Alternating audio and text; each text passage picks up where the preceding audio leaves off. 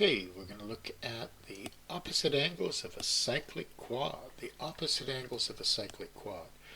Well, this is a quadrilateral, A, B, C, D, and we call it a cyclic quad because all the points are found on the circumference of this circle. So you can draw a circle connecting these four that connect these 4 points.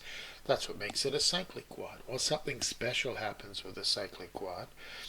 If you go to the opposite angles here, these two opposite angles will always add up to be 180 degrees. So if one angle is x, the other angle is 180 minus x. So if this angle here was 100 degrees, this angle here has to be 80 degrees.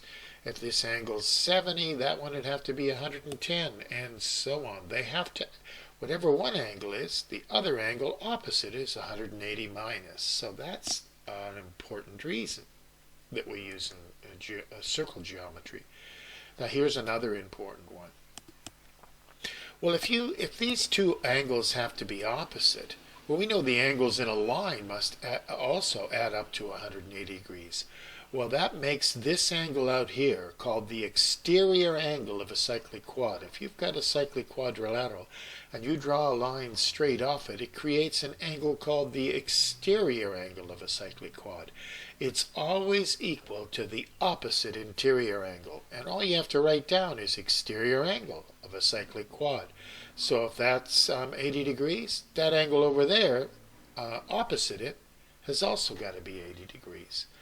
Now, I'm not going to do these questions or give you all the answers or go through each one. I'm going to give you a memo, but I'm going to just give you the ideas. Well, the first one's pretty, I just said that they add up to 180 degrees, so it's pretty easy to find x and y.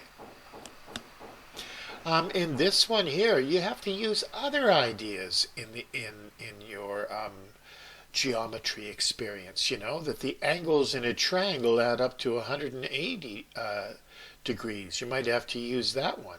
But x and a, they look like they're opposite angles. But once you've got x, then you can use those other reasons, angles in a triangle. And here's an important one that comes up all the time. If you've got two sides equal to each other, you're going to have equal angles opposite equal sides. So if this angle is 110 degrees, these two angles here, because the sides are equal, it makes these angles equal. Then you know that the angles in a triangle, they have to add up to 180, and these two have to be equal. You can kind of make an equation like 2x plus 110 equals 180. It's easy to find angle y here because it's opposite angles. But then if you know what angle y is, and these two sides are the same, it makes these two angles the same. Equal angles, opposite equal sides. That's the reason. There's an exterior angle one, another exterior angle one. Now here, there's an angle that cuts across the diameter of a circle, and we've already learned that. When an angle cuts across the diameter of a circle, that angle that opens up to it is a special amount. You just have to know it. Hey, this angle at the center is 180 degrees. This is an angle at the circumference. So, you could use that reason as well, I think, to say what y is. But we have a simpler reason. We go straight to it.